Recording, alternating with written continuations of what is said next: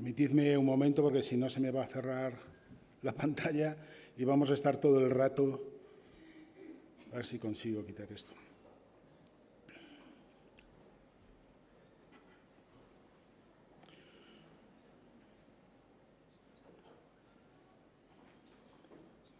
Mientras quiero preguntaros, ¿qué esperáis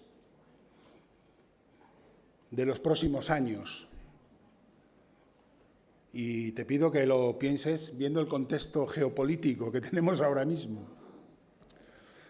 ¿Va la cosa mejor o cómo va? ¿Vamos a mejor o vamos a peor? Sin duda es un debate interesante y que no parece que nos dé mucha esperanza, ¿verdad?, tal y como se están poniendo las cosas en el mundo. Las últimas decisiones políticas de algunos países, la convulsión que se está viviendo ya en un mundo que ya no respeta ningún tipo de regla internacional ni de norma. Sin embargo, frente a eso, tenemos que proclamar que a la Iglesia le espera un futuro glorioso. Y cuando hablamos de la Iglesia nos referimos a todos los redimidos en Cristo Jesús que han depositado su fe en Él. Dios tiene un futuro glorioso para la Iglesia. Así que en esta mañana vamos a tratar algunos aspectos de la Iglesia desde el punto de vista de la escatología. ¿Qué es la escatología? A veces empleamos esta palabra y no sabemos muy bien lo que significa. La escatología es el estudio de las últimas cosas, de lo que ocurrirá al final de los tiempos. Así que vamos a ver algunos aspectos de esos últimos tiempos en el entorno de la segunda venida de Cristo, donde descubrimos que Dios tiene un plan que ya está ejecutando, pero que tiene un futuro glorioso para su Iglesia. Para los más curiosos, lamento defraudaros que en esta mañana, al igual que dijo Julio cuando hizo la introducción de Daniel, la intención no es hablar de si es correcto ser pre, post o medio tribulacionistas, si el milenio ya comenzó con la venida de Cristo y estamos en él, o si todavía tiene que venir la tribulación para dar paso al milenio, si lo correcto es tener una visión escatológica dispensacionalista o bien reformada. Ese es un debate súper interesante. Y los que estudiáis la Biblia es algo que debemos profundizar en ello, sin caer en dogmatismos, pero sí, por supuesto, con curiosidad y con ganas de que el Señor nos dé luz sobre lo mismo. En esta mañana quiero centrarme en que Dios tiene para nosotros un futuro glorioso en cumplimiento de sus promesas, en cumplimiento de su amor, lo cual nos tiene que llenar de gozo y esperanza. Fantástico, qué bien. Pero sobre todo, hermanos, cuando pensamos en el futuro glorioso de la Iglesia, eso tiene que enfocarme en el presente, en el hoy, porque hay un trabajo que hacer, hay una misión que llevar a cabo, una misión que Dios espera que la haga yo y que la hagas tú. Y por lo tanto, cuando pienso en el futuro glorioso, no me quedo embobado mirando al cielo, esperando todo lo que viene, sino que tengo que reactivarme para darme cuenta de que hay muchas personas con las que me cruzo todos los días a las que no les espera un futuro glorioso, a las que les espera la condenación eterna. Y yo no puedo permanecer impasible con la excusa de que como yo ya soy salvo. No. El futuro glorioso de la Iglesia me ayuda a poner foco en el presente urgente de la Iglesia de llevar a cabo la misión del Señor. Vamos a considerar tan solo 5 eventos. Entendéis que no vamos a poder entrar de una forma muy detallada por el tiempo que tenemos. Pero 5 eventos que son importantes para nosotros. Mirad, cuando estudiamos estos eventos, cuando nos acercamos a ellos en la Biblia, tenemos que tener en cuenta una cosa. Todo esto no es la consecuencia aleatoria de cómo van sucediendo los hechos y, por lo tanto, Dios tiene que andar improvisando soluciones para los diferentes avatares que el hombre va generando, para los diferentes problemas que se van generando. Una especie de apagafuegos que va de un lado para otro tratando de apagar los fuegos, ¿verdad? Lo que va a ocurrir en el futuro es el cumplimiento del plan de Dios. Un plan preparado desde antes de la fundación del mundo, donde todo ocurre bajo el control y la autoridad de Dios. Algo que concluye con cielos nuevos y tierra nueva. Un plan que ha sido anunciado con muchísima antelación a lo largo de los profetas del Antiguo Testamento. Profetas que en el fondo tienen un tema común, todos ellos. Un tema principal en la profecía. Y ese tema principal es Cristo y su Evangelio. Así que esto no ocurre porque sí, y Dios va detrás con urgencia buscando soluciones para los problemas que plantea el hombre. Jesucristo es el tema fundamental de la Biblia, es el tema fundamental de los profetas, es el tema fundamental de nuestra vida. Todo lo demás, todos esos puntos en los que hay discrepancias, en los que nos vamos clasificando en función de cómo piensa este y cómo piensa lo otro, son aspectos completamente secundarios al tema principal. ¿Y sabes cuál es ese tema principal? El tema principal es que el Señor viene. El Señor viene, hermanos, y tiene que encontrarnos preparados. Y esas personas que amamos y que están en el mundo y que no tienen a Cristo en su vida, no están preparados para la venida de Cristo.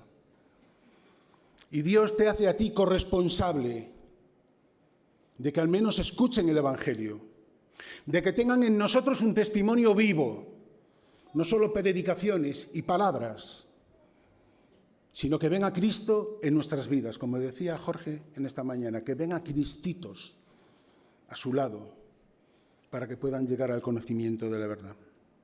Así que todo esto ya viene siendo anunciado desde hace muchos años. Julio, cuando dio la introducción de Daniel, hizo referencia a la profecía del capítulo 9 de Daniel, la profecía de las 70 semanas. Una profecía muy importante y que de nuevo genera discrepancias a la hora de interpretarla, sobre todo en cuanto al momento, a la duración, al tiempo, ese tipo de cosas que son muy importantes, pero creedme, también son secundarias. Porque lo que tenemos que ver en la profecía de la semana 70 de Daniel es que el Señor tiene un plan. Y es un plan que va a cumplir. Y es un plan que va a llevar a cabo. En el que van a ocurrir una serie de cosas, de eventos que van a terminar con Cristo reinando. No solamente sobre la tierra, sino sobre todo lo que existe. Dice el versículo 24, lo tenéis en pantalla. 70 semanas están determinadas sobre tu pueblo y sobre tu santa ciudad para terminar la prevaricación y poner fin al pecado, expiar la iniquidad, traer la justicia perdurable, sellar la visión y la profecía y ungir al santo de los santos. Daniel revisa las profecías de Jeremías sobre cuándo podría terminar esa desolación que estaba sufriendo el pueblo de Dios en la cautividad y las miserias que estaban viviendo en Jerusalén. Y allí nos encontramos a Daniel llorando y orando al Señor, orando con intensidad, pidiéndole perdón por los pecados del pueblo. Cuando Dios le envía al ángel Gabriel para explicarle en qué consiste esta profecía. Y como sabéis, Gabriel le habla de un periodo de 70 semanas. En hebreo, 70 semanas quiere decir 70 veces 7. La mayoría concluye que es un periodo de 490 años, donde va a haber una serie de eventos y donde, sobre todo, al final se pretende esto: terminar la prevaricación, poner fin al pecado, expiar la iniquidad, traer una justicia perdurable, sellar la visión y la profecía y ungir al santo de los santos.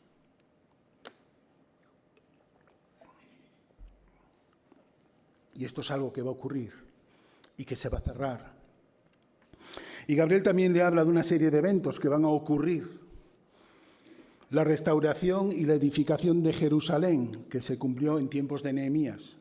La venida del Mesías, la muerte del Mesías y la llegada de un príncipe que destruirá Jerusalén. Flavio Josefo, en su libro La guerra de los judíos, relata detalladamente, os aconsejo que lo leáis, el relato es absolutamente atroz y brutal del asedio del Imperio Romano sobre Jerusalén. Hasta qué punto llegaron en la desesperación aquellos habitantes.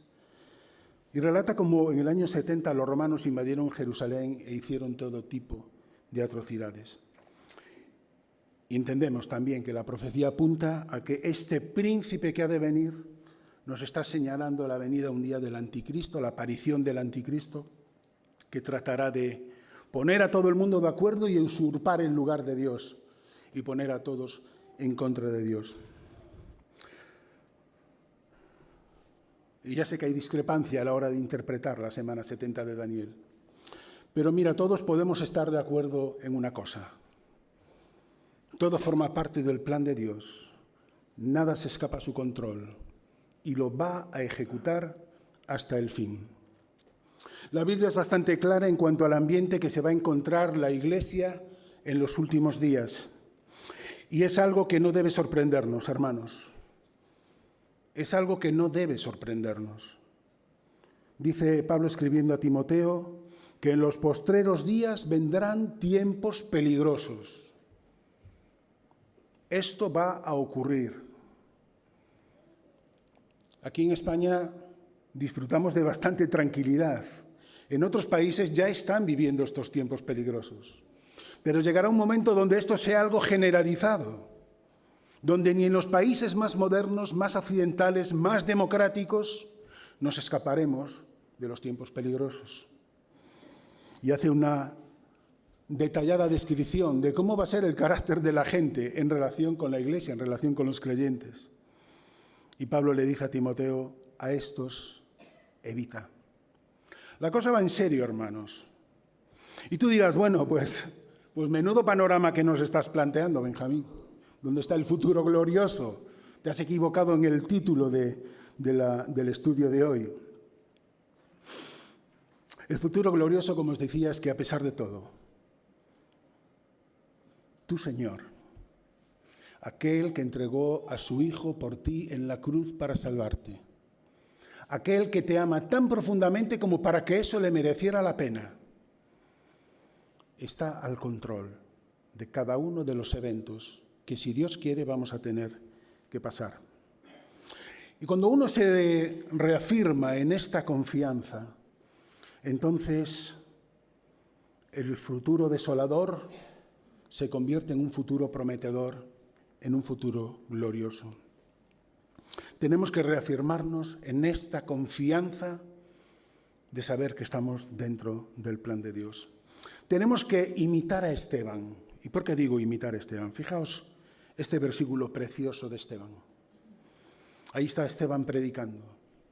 Y ahí está rodeado de una multitud a los que Esteban ya puede ver con piedras en la mano, haciendo así con las piedras.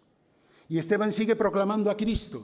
Y cada vez el estado de aquellos que le están contemplando es más agresivo, con más enfado.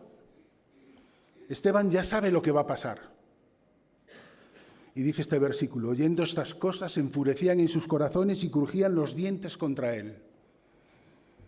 Pero Esteban, lleno del Espíritu Santo, puestos los ojos en el cielo, vio la gloria de Dios y a Jesús, que estaba a la diestra de Dios.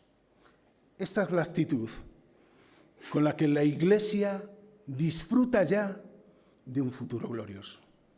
Puestos los ojos en Jesús, disfrutando de la gloria de Dios, una gloria en la que un día físicamente vamos a estar inmersos. Así que, hermanos, sí hay un futuro glorioso para la Iglesia. Y como decía antes, eso me enfoca en mi presente, en mi estado actual. Vamos en primer lugar con este evento importante, el rapto de la Iglesia. El término rapto significa literalmente quitar de forma repentina o arrebatar. Es el término empleado por Pablo en 2 Corintios 12 cuando él es llevado al tercer cielo. Es el término empleado en Apocalipsis 12 en la ascensión de Cristo. Y también se utiliza para describir que la Iglesia sea tomada de la tierra al cielo. Dice 1 Tesalonicenses 4, porque el Señor mismo, con voz de mando, con voz de arcángel y con trompeta de Dios, descenderá del cielo. Y los muertos en Cristo resucitarán primero. Luego nosotros, los que vivimos, los que hayamos quedado, seremos arrebatados juntamente con ellos en las nubes para recibir al Señor en el aire. Y así estaremos siempre con el Señor.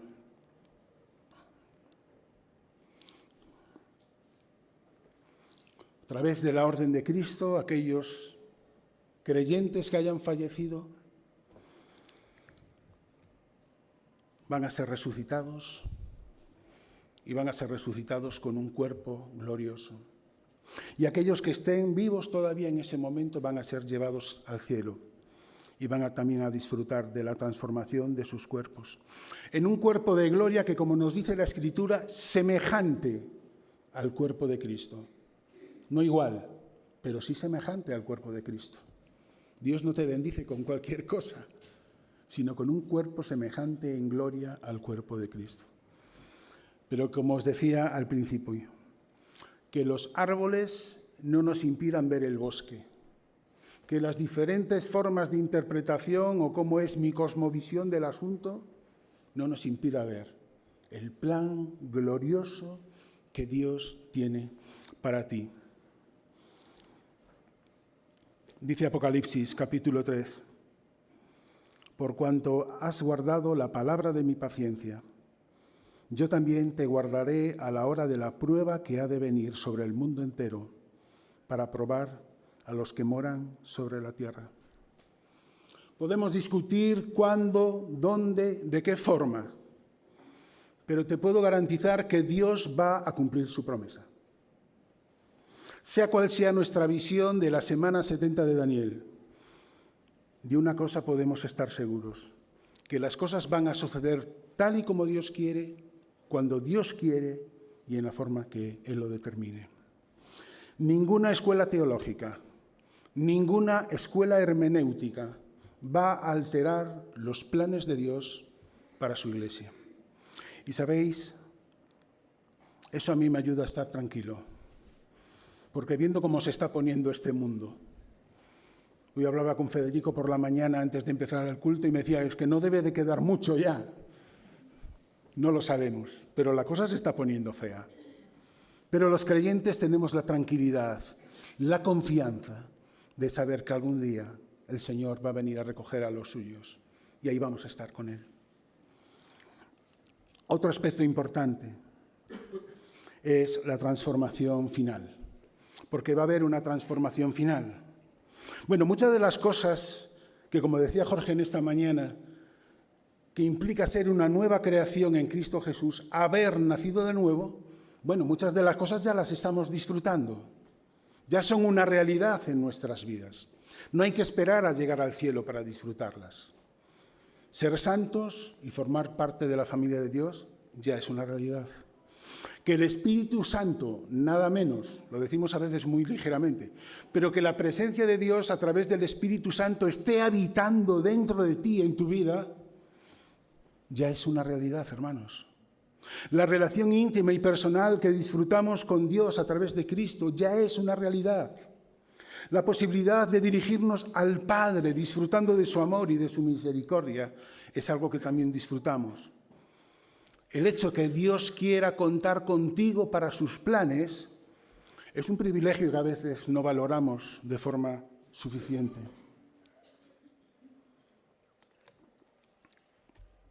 Todo esto y muchas más cosas son ya una realidad que estamos disfrutando. Pero hay algunas otras que están esperando a un momento futuro. Por ejemplo, algún día seremos libres completamente de nuestra naturaleza pecaminosa. Algún día se acabará ese conflicto del que habla Romanos 7, esa lucha entre mi naturaleza espiritual que Dios ha creado en mí y mi naturaleza pecaminosa, esa lucha con la carne, con la tentación diaria. Dios me ha liberado de la esclavitud del pecado. El pecado ya no es mi dueño. pero el pecado sigue estando presente en nuestras vidas. Y seguimos pecando. La frustración que eso genera. Dice Gálatas, porque el deseo de la carne es contra el espíritu y el del espíritu es contra la carne. Se oponen entre sí para que no hagáis lo que quisierais. Ayer en la reunión de hombres decíamos que hay esa lucha entre la carne y el espíritu en nuestras vidas, pero que por lo general y en muchas ocasiones la carne nos gusta mucho y caemos en ella y la disfrutamos, aunque luego venga la frustración de haber fallado a Cristo, de haber fallado a nuestro Dios. Así que hay una continua lucha en nuestras vidas y esa lucha un día se va a terminar. Cuando Pablo escribe a Timoteo esa última carta tan emotiva y tan personal, le dice lo siguiente: he peleado la buena batalla, he acabado la carrera, he guardado la fe. Por lo demás me está guardada la corona de justicia, la cual me dará el Señor juez justo en aquel día, y no solo a mí, sino a los que aman su venida. Pablo tenía la sensación de que el final de esa lucha que había en su interior ya estaba próximo a finalizar. Así que, hermanos, algún día tendremos una vida donde el pecado ya no está presente, donde ya no hay nada que estorbe mi relación con Dios, mi obediencia a Dios, mi alabanza y mi adoración a Dios. Y cuando uno piensa en esto, lo que piensa es: sí, ven, Señor Jesús, ven pronto. El segundo aspecto de esta transformación que quiero que veáis es la ocupación efectiva de la ciudadanía celestial.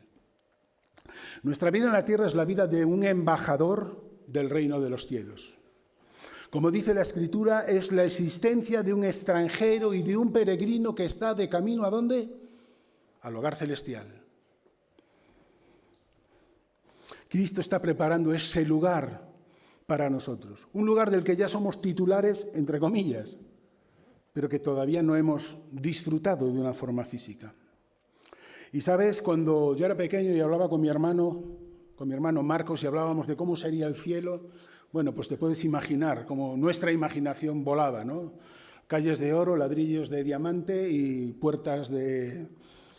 bueno, toda clase de lujos, de disfrute y de tal, ¿verdad? Pero el Señor dice en Juan capítulo 14, en la casa de mi Padre muchas moradas hay. Voy pues a preparar lugar para vosotros.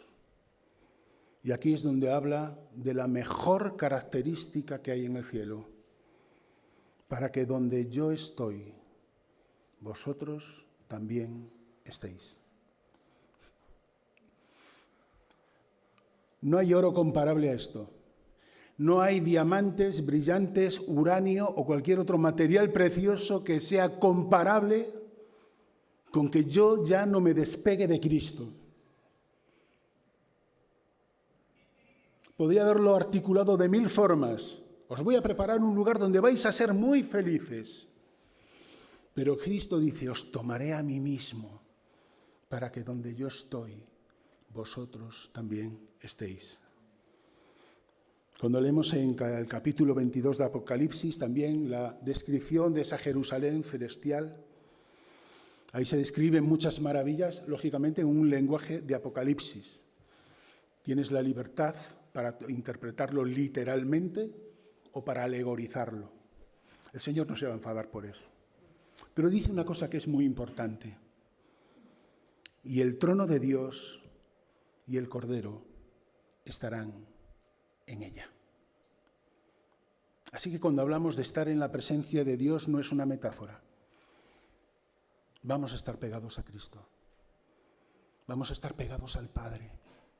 Vamos a disfrutar de toda la plenitud de su gloria, de toda la manifestación de sus atributos. Y allí vas a estar tú. Y allí estoy yo. Un pecador que no se merecía nada, rescatado por Cristo, para que Él tiene un futuro glorioso. Otro de esos temas que muchas veces nos preguntamos, y que tampoco hay que ser demasiado dogmático con esto, es el cuerpo transformado. ¿Cómo va a ser aquello? ¿Cómo no va a ser aquello? Dice Filipenses 3 que nuestra ciudadanía está en los cielos, de donde esperamos al Salvador, al Señor Jesucristo, el cual transformará el cuerpo de la humillación nuestra para que sea semejante al cuerpo de la gloria suya. Y a mí, perdonadme, pero a mí esto me descoloca por completo. Señor, ya es suficiente con que me lleves al cielo. Ya es suficiente con que me des una apariencia, hombre, arréglame un poquito, porque a lo mejor cuando muera ya no estoy yo muy cristiano ya, ¿no? Pero el Señor dice, el cual transformará el cuerpo de la humillación nuestra para que sea semejante al cuerpo de la gloria suya. No igual, pero semejante. De esta forma Dios completa esa nueva creación, tanto si vas por el camino de la muerte y de la resurrección como si eres arrebatado. Un texto interesante, del que de nuevo no hay que ser demasiado dogmático, porque se trata de una parábola, pero es una parábola interesante, es la parábola de Lázaro y el rico. Os pongo en contexto porque no podemos leerlo ahora completo, pero es esa parábola donde Lázaro, un pobre mendigo, va al cielo después de andar toda su vida mendigando, y el rico, pues también es llevado al cielo.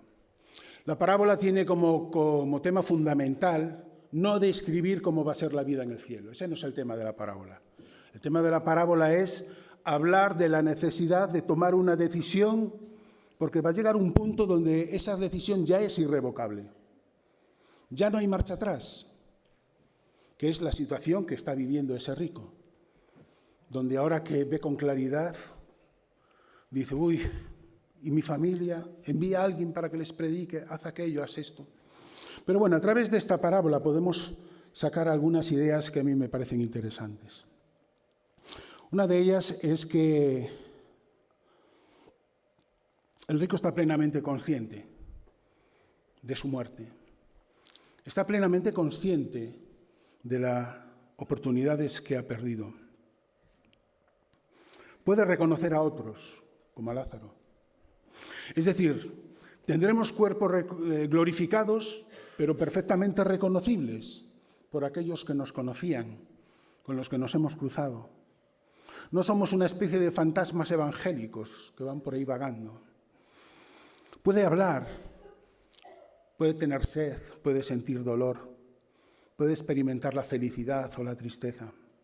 No es un estado de inconsciencia o vegetativo, sino un estado en el que conservamos nuestra personalidad sin perder la memoria o la capacidad de reconocer a quienes conocíamos, a nuestros familiares, por ejemplo.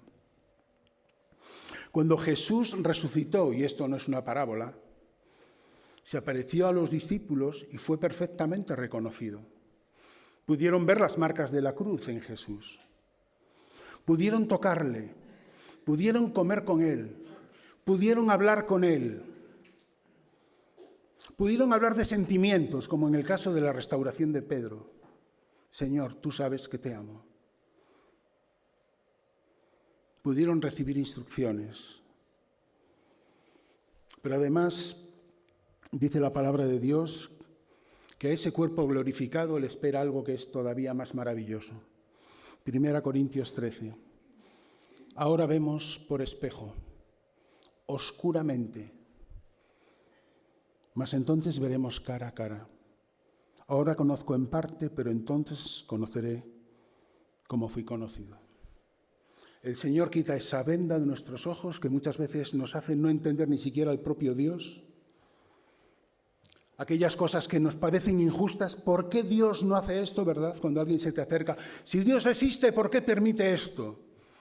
Y tú te quedas ahí pensando, bueno, ¿y ahora cómo le contesto? Porque claro, en el fondo lo que dice no le falta razón. Entenderemos el plan de Dios y por qué Dios permitió, por qué Dios consintió, por qué Dios ha obrado de esta forma o de aquella forma. Será un cuerpo sin posibilidad de corrupción o deterioro físico, revestido de inmortalidad, un cuerpo de poder que no se verá afectado por los factores externos, por la enfermedad, por el paso de los años, un cuerpo también preparado para las funciones que Dios tiene reservadas para nosotros en su reino. Así que, hermanos, Dios tiene una transformación final esperándote, una transformación gloriosa. Y de nuevo aquí decimos, sí, ven, Señor Jesús, ven pronto. Otro de los aspectos rápidamente, porque el tiempo corre rápidamente, es el tribunal de Cristo. Dice 2 Corintios 5, porque es necesario que todos nosotros comparezcamos ante el tribunal de Cristo para que cada uno reciba según lo que ha hecho mientras estaba en el cuerpo, sea bueno o sea malo. Y de ahí que el futuro glorioso tiene que enfocarnos en el presente actual. Porque va a haber un día que tendremos que comparecer ante un tribunal en el que el propio Cristo es el juez, donde se va a analizar cómo ha sido nuestra vida espiritual, cómo ha sido nuestra implicación en el reino de Dios, cómo hemos usado los dones que el Espíritu Santo ha impartido en nuestras vidas. Si nuestras vidas han estado al servicio de su gloria. No es tanto para analizar qué hemos hecho, sino sobre todo para analizar por qué lo hemos hecho. Y en base a eso Dios nos dará su galardón. Pero fíjate si es fantástico que incluso en aquellas cosas que hayamos hecho mal, no hay un castigo. Simplemente te habrás quedado sin galardón, sin premio. No es un tribunal para juzgar nuestro pecado, porque no debemos de olvidar que nuestro pecado ha sido expiado en la cruz.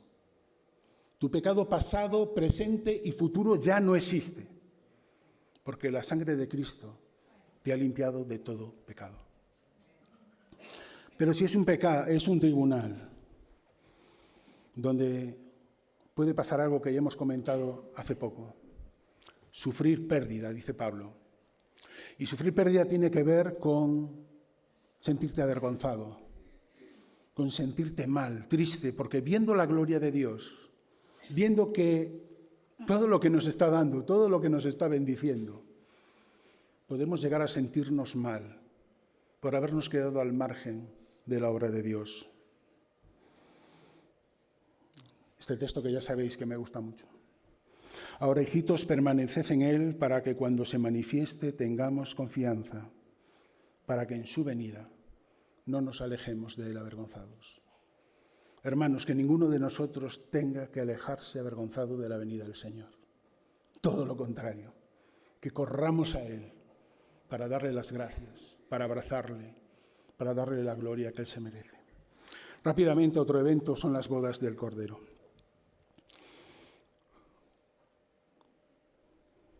Una vez que han concluido todos los juicios sobre lo que la Biblia llama Babilonia, que engloba a Satanás y a sus huestes, que engloba ese reino de injusticia que ha imperado en la tierra, hay este gran evento, hay una gran felicidad. Y hay una gran felicidad porque Dios se ha impuesto. Y sabéis, aquí no se está celebrando lo fuerte que es Dios, que ha ganado la guerra, por así decirlo. Aquí lo que se está celebrando es que la justicia y la santidad de Dios finalmente se han impuesto. Así que no es tanto una cuestión de fuerza, como es una cuestión de la gloria de Dios llenándolo todo. Y dice este texto, gocémonos y alegrémonos y démosle gloria, porque han llegado las bodas del Cordero y su esposa se ha preparado y a ella se le ha concedido que se vista de lino fino, limpio, resplandeciente, porque el lino fino es las acciones justas de los santos.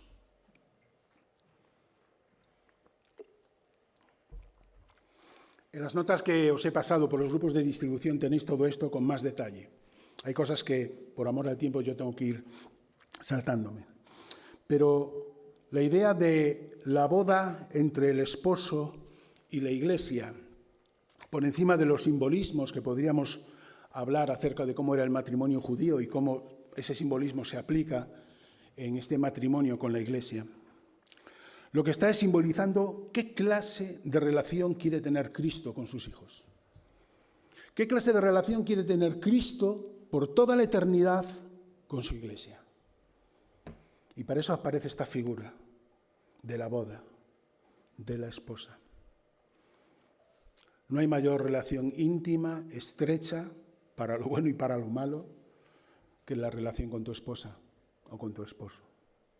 Pues esa es la relación que Cristo Jesús quiere tener por toda la eternidad con nosotros. Y fíjate que el texto dice que a la novia se ha preparado y que la novia se le ha concedido. La novia se ha preparado. Bueno, todos sabemos cómo las novias preparan de forma especial las bodas, ¿verdad? Los hombres somos ese adorno complemento del día de la boda. Y nuestra misión es estorbar lo menos posible, ¿verdad? Porque ellas ya lo tienen todo detallado y entonces nosotros empezamos a opinar con cosas que se nos ocurren que pone todo patas arriba, ¿verdad? Las novias se lo preparan bien. Pablo, escribiendo a Timoteo, le dice lo siguiente: procura con diligencia presentarte a Dios aprobado, como obrero que no tiene de qué avergonzarse. La novia se tiene que preparar, tiene que ser diligente en su relación con Dios, tiene que ser diligente en el presente con la misión que Dios le ha encomendado. Pero también dice que se le ha concedido que se vista de lino fino. Y hermanos, lo que disfrutamos en Cristo Jesús no lo hemos ido a comprar al Corte Inglés. Nos lo ha otorgado Dios por gracia, sin merecer absolutamente nada. Más bien, desmereciendo activamente cualquier favor de Dios. Pero Él nos ha revestido de santidad, de justicia, y nos ha preparado para buenas obras. Así que, hermanos, gocémonos y alegrémonos y démosle gloria. Y cuando leo esto de nuevo tengo que decir: sí, ven Señor Jesús, ven pronto. Y en último lugar, y con esto termino, los cielos nuevos y la tierra nueva. Dice Apocalipsis capítulo 21, vi un cielo nuevo y una tierra nueva, porque el primer cielo y la primera tierra pasaron. Y el mar ya no existía más. Y yo, Juan, vi la santa ciudad, la nueva Jerusalén, descender del cielo, de Dios, dispuesta como una esposa ataviada para su marido. Y aquí es donde se va a desarrollar ese estado perpetuo, eterno, una vez que el pecado y Satanás han sido para siempre destruidos. Hay un texto precioso del que nosotros también vamos a estar ahí, pegados a Cristo. Y no me imagino un evento mayor en la Escritura que el que narra 1 Corintios 15, 24. No está ahí. Y no lo he puesto ahí para que me prestéis atención. Pero el texto es precioso. Dice 1 Corintios 15, 24. Y quiero que pongas tu imaginación a funcionar. Dice Pablo: luego el fin. Cuando Cristo, cuando entregue el reino al Dios y Padre, cuando haya suprimido todo dominio, toda autoridad y potencia.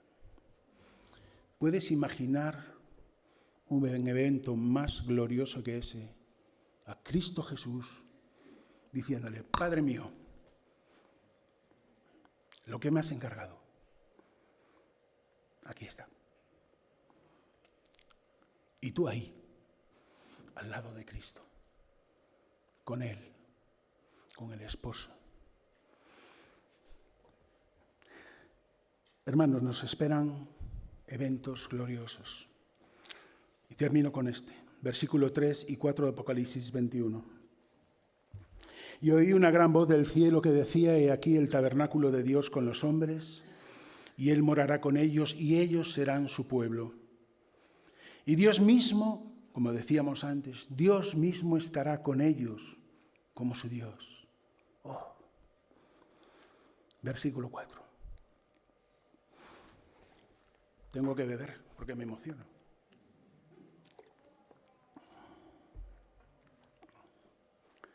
Enjugará Dios toda lágrima de los ojos de ellos. Y ya no habrá más muerte, ni habrá más llanto, ni clamor, ni dolor, porque las primeras cosas pasaron. Enjugará Dios toda la lágrima de los ojos de ellos. Mirad, enjugar es algo más que sacar el pañuelo de las abuelas, que llevan escondido en alguna parte de ese vestido y secar las lágrimas del nieto. Enjugar en la Biblia tiene que ver con quitar el motivo que provoca tus lágrimas. Si yo dejo la mesa en mitad del salón y mi hijo se da con la cabeza en la mesa y se pone a llorar, de poco le va a servir que le seque las lágrimas si no muevo la mesa, porque se va a volver a golpear. Pero el Señor está hablando de quitar cualquier motivo que provoque tus lágrimas. Nuestra vida, como sabéis, está llena de lágrimas, ¿verdad? En algunos más que en otros. Pero, ¿sabes? Dios tiene una contabilidad de cada una de tus lágrimas. Salmo 58, dice David: mis huidas tú has contado. Pon mis lágrimas en tu redoma. ¿No están ellas en tu libro? La redoma era un frasquito que se usaba para guardar líquidos de gran valor. El Señor guarda cada una de tus lágrimas, hermano, hermana. Para ella no son cosas sin importancia.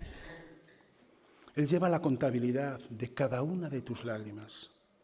Pero además nos dice la Biblia que habrá un día donde esto ya no será necesario, porque el Señor enjugará toda lágrima. Nos dice también el texto que ya no habrá muerte. Bueno, para un creyente la muerte es algo diferente, ¿verdad? No es el final, tenemos el reencuentro, la esperanza de ese reencuentro. Pero sabes, por muy creyente que seas, por muy espiritual que seas, la muerte produce en nosotros dolor. Sigue produciendo separación. Sigue produciendo a veces ese luto, ese vacío que nos come por dentro, que el Señor consuela, sí, pero experimentamos ese dolor, esa frustración. Pero el futuro glorioso es que un día la muerte para sus hijos dejará de existir. Y yo sé que en este momento es inevitable que pienses en tus abuelos, quizá en tus padres, en tus nietos, en tus hijos que ya han pasado a la presencia del Señor. Déjame decirte una cosa. Para ellos, esta promesa ya es una realidad. Están en un lugar donde la muerte no existe.